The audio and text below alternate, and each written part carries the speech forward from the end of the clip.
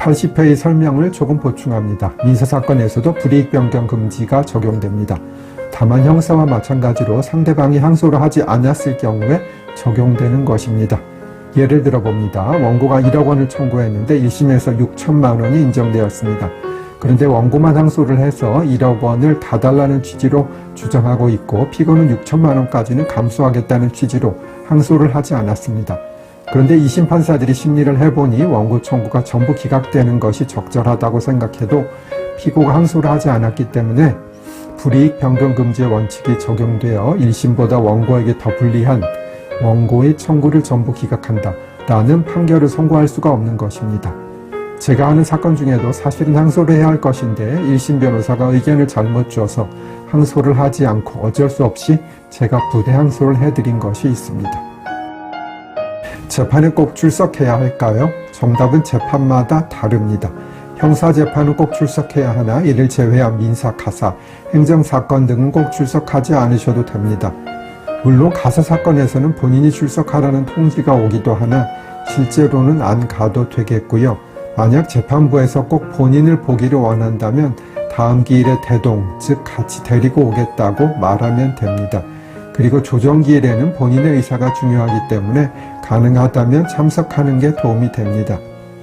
또한 출석이 강제되지 않는 사건의 경우에도 재판 진행이 궁금하면 본인이 출석하는 것은 언제든지 가능하고 상대방이 보기 싫다거나 멀리 사시거나 직장 관계로 재판 출석이 불편하다면 안 가셔도 되겠습니다.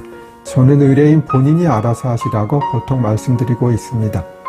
또한 상간남, 상간녀 사건에서는 보통 의뢰인들이 출석하지 않고 있습니다. 형사사건의 항소 이유는 사실오인, 법리오해, 양형부당 등을 들 수 있습니다. 별로 어려운 것은 아니나 간단히 설명드리면 사실오인은 사실관계를 잘못 판단했다는 것이고요. 법리오해는 법리를 잘못 판단했다는 것이겠지요. 양형부당은 양형도 재량이 있는데 그 재량의 범위를 넘어서서 부당하게 과하거나 약하게 판결 결과가 나왔다는 주장이지요. 피고인 입장에서는 양형이 과했다는 주장을 할 것이고 검사 입장에서는 양형이 약했다는 주장을 하겠지요. 그리고 과거 20년 전에는 항소심에서 조금씩 형을 깎아주기도 해서 변호사 일을 하는 게 아주 좋았습니다. 그러나 지금은 사정 변경이 없으면 형사 항소심에서 양형을 잘 바꾸어 주지 않는 경향이 있어서 변호사의 입지가 많이 좁아지긴 했습니다.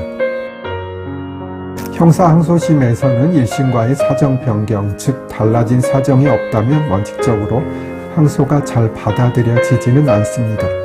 제가 형사 항소심 재판장을 할 때에는 대법원에서 지침을 내려서 1심의 양형이 큰 틀에서 너무 부적절하지 않으면 1심을 유지하라는 지침이 있기까지 했습니다.